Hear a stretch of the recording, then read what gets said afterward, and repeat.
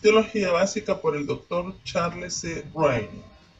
Sección 7. El hombre imagen de Dios. Capítulo 33. La caída del hombre. Los puntos de vista concernientes a la validez del relato de la caída del hombre en Génesis 3 se pueden clasificar en tres categorías. 1. Algunos dicen que es una leyenda, lo cual significa que los hechos no son verdaderos, que tales bosquejos no pueden poseer el valor de los relatos históricos. Es evidente del estilo total de la narración. Es un cuadro general de la religión y los principios morales a la luz de un periodo posterior, pero para dar un conocimiento de aquellos días primitivos no es en ninguna manera en cuanto a eso totalmente sin valor. Hernan Schultz, Old Testament Theology, 1895, 189. 2. Otros quieren preservar la verdad del relato sin tener que aceptar su confiabilidad histórica. Así, A. M. Hunter lo llama un mito verídico. A menos que seamos fundamentalistas inconquistables, nosotros sabemos que Génesis 3 es considerado propiamente como un mito verídico, que aunque Edén no se halla en ningún mapa y la caída de Adán no cabe en ningún calendario histórico, este capítulo da testimonio de una dimensión de la experiencia humana tan presente ahora como en el amanecer de la historia. En términos simples, nosotros somos criaturas caídas y el relato de Adán y Eva es la historia suya y mía. Interpreting Paul in Gospel. London, 1954, página 77. 3. Muchos consideran el relato como verdad histórica objetiva. El relato de la creación, su comienzo, su progreso y su cumplimiento lleva en sí las marcas, tanto en la forma como en la sustancia, de un documento histórico en el cual se intenta que aceptemos como verdad real no solo la afirmación de que Dios creó los cielos y la tierra y todo lo que vive y se mueve en el mundo, sino también la descripción de la creación misma en todas sus etapas. Es C. F. Cale en The Pentateuch, Clark 1:137. Otros pasajes de las Escrituras confirman la historicidad de la caída. Note 1 Corintios 15, 21 y 22 y 1 Timoteo 2:14, pero observe especialmente cómo Pablo enfatiza la historicidad del pecado de Adán en Romanos 5, 12 al 21. Él repetidas veces lo compara con lo que Cristo hizo en la cruz. Muchos que entienden que Génesis 3 es una leyenda, una poesía, un mito verdadero o cualquier otra cosa, no niegan la historicidad de la muerte de Cristo, aunque puede que no estén de acuerdo en cuanto a su significado. Pero la comparación y el contraste de Pablo en el pasaje demanda o que tanto las acciones de Adán como las de Cristo sean verdad o que ambas sean leyenda o mito. El aceptar la muerte de Cristo como histórica y no así el pecado de Adán es, para decirlo menos, forzar el pasaje hasta el punto de ruptura. Esto es precisamente lo que tratan de hacer los parquianos. No solo aceptan la historicidad de la muerte de Cristo, sino que para ellos es el punto más alto de la revelación. Pero aún así no aceptan el relato de Génesis 3 como histórico, aunque reconocen la verdad y realidad del pecado. Pero si de acuerdo a ese pasaje Cristo y lo que Él hizo están en la esfera de los hechos, entonces también lo están Adán y sus acciones. 1. El tentado. ¿Cómo era la naturaleza de Adán y cuál fue su relación con Dios antes de él pecar? A. Sus facultades. Sabemos que Adán poseía poderes de comprensión y razón que lo capacitaron para nombrar los animales y razonar acerca de la relación que existía entre Eva y él. Génesis 2, 19 al 23. Dios también lo dotó de la habilidad de usar el lenguaje para hacer posible la comunicación entre Dios y él. Versículo 16, 20 y 23. B. Su naturaleza moral. De cualquier manera que describamos la naturaleza moral de Adán antes de la caída, es claro que estaba sin pecado. Algunos dicen que esto significa una clase de santidad pasiva en que Adán era inocente de haber hecho algo mal. Su santidad era tal que lo capacitaba para disfrutar de perfecta comunión con Dios. Posiblemente es muy fuerte hablar de una santidad positiva, puesto que Adán tenía la posibilidad de escoger pecar. Yo prefiero una descripción así: Adán poseyó santidad porque era más que inocente de criatura, porque su santidad no era igual a la de su creador, no confirmada porque aún no había sido probada. Adán tenía libre albedrío y una mente capaz de pesar sus opciones. Adán, por lo tanto, pudiera haber resistido si hubiera querido, puesto que cayó meramente por su propia voluntad, pero debido a que su voluntad era flexible hacia cualquiera de los dos lados y él no estaba dotado de la constancia para perseverar, cayó fácilmente. Sin embargo, su elección del bien y el mal fue libre, y no solo así, sino que su mente y voluntad estaban poseídas de una rectitud consumada y todas sus partes orgánicas estaban correctamente dispuestas hacia la obediencia, hasta que destruyéndose a sí mismo, él corrompió todas sus excelencias. Juan Calvino, Institución de la Religión Cristiana, 1.15.2.15. C. Sus responsabilidades. 1. Ejercer dominio sobre la tierra. 1.26 y 28. Los teonomistas entienden que este, así llamado mandato cultural, autoriza al hombre a traer todas las estructuras del mundo bajo el señorío de Cristo, destruyendo toda clase de oposición a Dios. Los escritos reformados lo entienden en forma similar, excepto que ellos no enfatizan el establecimiento de la ley del Antiguo Testamento en todos sus aspectos en la sociedad actual. Sin embargo, obsérvese que la frase sojuzgar la tierra no es parte del mandato dado a Noé y sus descendientes, los cuales somos nosotros. Después del diluvio 9.1, nótese además que la palabra sojuzgar en 1.28 viene de una raíz que significa amasar o hollar y se refiere a someter a la tierra a cultivación para que la raza pudiera multiplicarse. Adán tenía que administrar la tierra y sus criaturas para que ésta pudiera sustentar a las personas que habrían de llenarla. En este contexto se le mandó a Adán cultivar y guardar el huerto del Edén. 2.15. Es de suponer que podría haber crecido en exuberante desorden si Adán no lo hubiera atendido. 2. Disfrutar los frutos de su cuidado del huerto. Versículos 16 y 17. 2. La prueba. El propósito de la prueba era determinar si Adán y Eva iban a obedecer a Dios o no. La manera particular en que ellos podían comprobar esto era por no comer del fruto de uno de los árboles del huerto, el árbol del conocimiento del bien y del mal. En un sentido era una prohibición menor en comparación con los muchos árboles que había en el huerto de cuyos frutos podían comer. En otro sentido era un asunto de mayor importancia, puesto que esta era la manera específica que podían demostrar su obediencia o desobediencia a Dios. A manera de contraste, en cuántas formas podemos demostrar nuestra obediencia o desobediencia a Dios en el transcurso de un solo día. Al establecer algún tipo de prueba, Dios demostró que deseaba que los hombres escogieran voluntariamente obedecerle y servirle. Él no quería autómatas. 3. El tentador. Satanás sabiamente usó una criatura que Eva ya conocía en vez de aparecerse él mismo, algo que se le habría hecho notar que había algo fuera de lo normal y despertado su sospecha.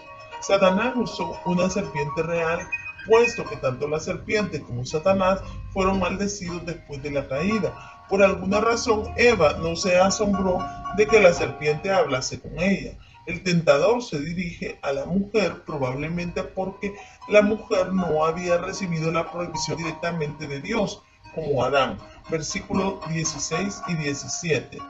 Gerhardus Voss Biblical Theology, Grand Rapids, Vermont, 1948, página 45. 4. La tentación. A. La falsificación de Satanás. Por supuesto, una falsificación intenta acercarse lo más posible al artículo genuino, mientras que deja fuera algo costoso. Satanás, un falsificador sagaz, previamente había aspirado a ser como Dios, no diferente de Dios. Isaías 14:14. Ahora él se acercó a Eva con la sugerencia de que su plan era como el de Dios, pero sin la restricción de obediencia total. Cuando se le preguntó si Dios les había vedado algún árbol del huerto, Eva afirmó rápidamente que Adán y ella podían comer de todos los árboles del huerto excepto de uno. Y esa excepción parece haber llegado a su mente casi como algo que recordó en el último momento. Satanás había insinuado la posibilidad de que Dios hubiera puesto restricciones demasiado duras sobre ellos y Eva empezó a darle cabida a ese pensamiento. Entonces Satanás procedió a ofrecer su propio plan, que no tenía esa restricción. La mujer actúa en la suposición de que el propósito de Dios no es amistoso, mientras que Satanás está animado por el deseo de promover su bienestar. Voz Biblical Theology, página 47. Satanás estaba intentando falsificar la bondad de Dios. La tentación de Satanás se puede ver en la forma de un silogismo. La premisa mayor era que las restricciones no eran buenas. La premisa menor era que el plan de Dios incluía una restricción. La conclusión entonces era que el plan de Dios no era bueno. Por el otro lado, el plan de Satanás no incluía restricción alguna, por lo tanto era bueno. La validez de la conclusión depende de la veracidad de la premisa mayor, la cual en este caso no es verdadera. Las restricciones no son necesariamente malas o indeseables.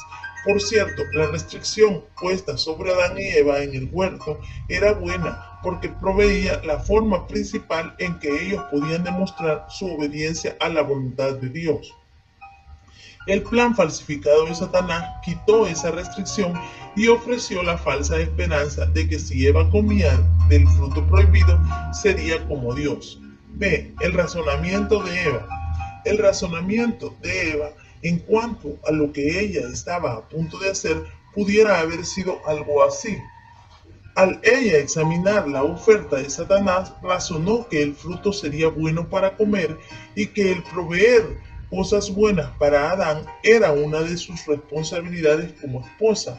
Además, ¿por qué le negaría a Dios ese fruto que era tan hermoso a los ojos, puesto que él había hecho tantas otras cosas bellas para que ellos las disfrutaran? Y por supuesto, Dios sin duda quería que ellos fuesen sabios. Por lo tanto, sería deseable, aún necesario, comer este fruto. Fuera de su mente estaba el mandato categórico de Dios de no comerlo. Rápidamente, olvidadas quedaron todas las bendiciones que Él les había provisto. La mente de Eva parecía estar llena solamente de sus razonamientos. El fruto le daría sustento físico, cautivaría sus gustos estéticos y le añadiría a su sabiduría. Habiendo justificado lo que planeaba hacer, ella tomó del fruto del árbol y lo comió. 5. El castigo. A. Sobre la raza. 1. Un sentimiento de culpabilidad evidenciado por la confección de cobertura. Versículo 7. 2. La pérdida de la comunión evidenciada por el esconderse de Dios. Versículo 8. Esto también trajo muerte, tanto espiritual como física, a la raza. La muerte siempre es separación. Adán y Eva experimentaron la separación espiritual inmediatamente e inmediatamente empezaron a experimentar el proceso de decadencia en sus cuerpos que finalmente resultaría en la muerte física. Romanos 5:12. B. Sobre la serpiente. La serpiente fue condenada a arrastrarse, quizás como señal de degradación y o posiblemente indicaba que había sido una criatura erecta antes que se le impusiera este castigo. Aún en el milenio, esta postura continuará. Isaías 65:25. En realidad, todo el reino animal fue afectado por la caída para que el hombre en su condición caída todavía pudiera ejercer cierta medida de dominio sobre él mismo. Romanos 8:20. C. Sobre Satanás. Génesis 3:15. 1. La simiente de Satanás y la de la mujer existiría enemistad entre la simiente de Satanás, todos los perdidos, Juan 8:44, Efesios 2:2, y la simiente de la mujer, toda la familia de Dios. 2. Muerte para Satanás. Una herida para Cristo. Un individuo de la simiente de la mujer, Jesucristo, le daría un golpe mortal en la cabeza a Satanás en la cruz, Hebreos 2:14 y 1 de Juan 3:8, mientras que Satanás causaría sufrimiento a Cristo, heridas su calcañar. Judíos precristianos mostraron una aceptación velada de la idea mesiánica que se halla en Génesis 3:15. David Barron, Rise of Messiah Glory, 1979, página 44 al 5. D. Sobre Eva y las mujeres, Génesis 3:16. Una concepción. Dios multiplicaría el dolor de la mujer en la concepción, no tus dolores y tus preñeces. Dos cosas, versión Reina Valera antigua. El dar a luz ahora estaría acompañado por el dolor. 2. El deseo de la mujer sería para su marido. Algunos entienden que esto indica un factor compensatorio a la pena y el dolor de dar a luz. A pesar del dolor, ella experimentaría una profunda atracción sexual hacia su marido y así desearía tener hijos. Otros entienden que ella tendría el deseo de gobernar a su esposo contrario al orden establecido por Dios. La misma palabra para deseo se usa con esta connotación en 4:7. Ver Susan D. Fo, Woman in the Word of God, 1980, páginas 67 al 9. 3. Jerarquía de gobierno. Las mujeres serían gobernadas por los hombres, un arreglo jerárquico necesario para un mundo pecaminoso. El Nuevo Testamento no abroga este arreglo. 1 Corintios 3 y 14, 34, Efesios 5, 24 y 25, Tito 2, 3 al 5, 1 de Pedro 3, 1 y 5 y 6. Sobre Adán y los hombres, Génesis 3, 17 al 24. Una maldición sobre la tierra. La tierra fue maldecida a causa del pecado de Adán, de modo que produjera espinos y cardos y requiriera aumento de trabajo para hacerla producir. Antes de esto, el trabajo de Adán era agradable y satisfaciente, ahora sería difícil y vacío. 2. Muerte. Adán fue sacado del huerto, lo cual fue tanto un hecho geográfico como un acto espiritual que simbolizaba la ruptura de la comunión. 3. Expulsión. Adán fue sacado del huerto, lo cual fue tanto un hecho geográfico como un acto espiritual que simbolizaba la ruptura de la comunión. 6. Las ramificaciones. Además de estos castigos específicos, se deben señalar dos ramificaciones importantes del pecado de Adán y Eva. En primer lugar, el pecado afecta a otros. El pecado de Eva afectó a Adán y el pecado de Adán afecta a toda la raza. Nadie peca totalmente en privado sin consecuencias que atañen a otros. Todo lo que hacemos o dejamos de hacer afecta a pocos o a muchos en una manera u otra. En segundo lugar, el pecado, una vez que se ha cometido, nunca se puede deshacer. Es posible experimentar el perdón y restaurarse la comunión, pero la historia no puede ser cambiada o borrada. Adán y Eva, ya una vez expulsados, no podían regresar al huerto de Edén. Esaú no pudo recuperar su primogenitura que vendió, Hebreos 12, 16 y 17. Moisés no pudo personalmente entrar en la tierra prometida, sino que solo la pudo ver de lejos a causa de su pecado, número 20, 12, Deuteronomio 3, 27. El reino fue quitado a Saúl y sus descendientes, porque él no esperó que Samuel llegara y ofreciera los sacrificios. 1 Samuel 13, 13 y 14.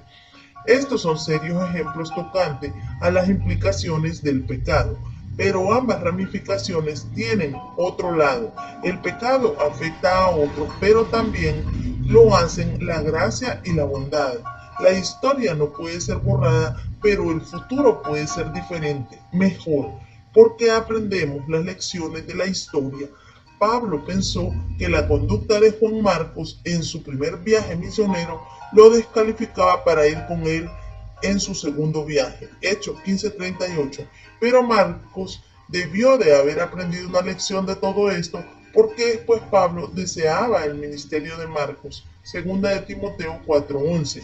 La caída afectó a todos los seres humanos al traer la depravación y la muerte, y siempre será la hora más oscura de toda la historia humana. Pero donde abundó el pecado, sobreabundó la gracia, y el que hace la voluntad de Dios permanece para siempre. Romanos 5:20 y primera de Juan 2:17.